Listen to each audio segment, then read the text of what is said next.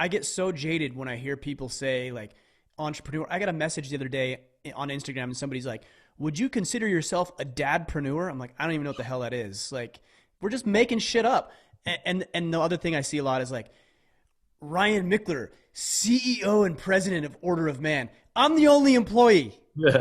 Like, that's not some grand title, CEO and president of Order of Man. But people do this because they're trying to game it and make themselves better than they really are. And I would say that that's probably not a real business. So help me with a distinction between all this stuff that we see and like what is a legit business. A not fake business, or not fake, a not real business, a Right. fake business is what someone might call a freedom business. And the Mm. reason that is because that is all about, what do I get out of this? Mm. Now, I was speaking with somebody. I did a podcast interview yesterday where somebody said, Ryan, I've got a business similar to the type you teach, and I'm stuck at around 1 million. And what I really want out of this is I want other people to recognize this as a global brand. And I said, what you just said is, I want other people's money so that I feel validated about myself and other people. Fuck you. You don't matter. Only the customer matters. That's why Right. you're stuck at 1 million. Interesting. Okay. And they did not like that, Of course. but it was the truth.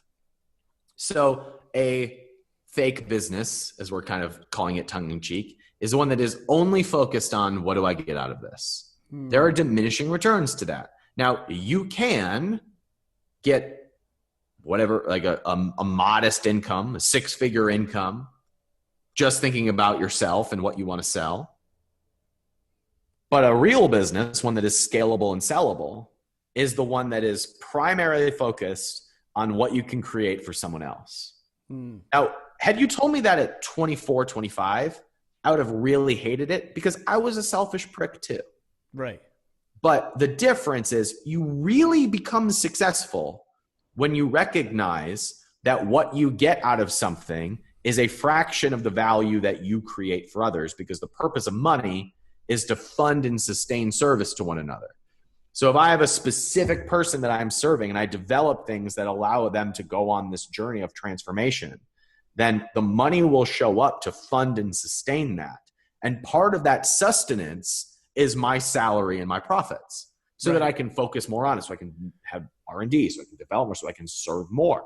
And so the thing we're solving for is not, how do I go find the money and reverse engineer it back to me? It is, how do I see what it is that I want to bring to the world, and how do I optimize for that? And money shows up in droves.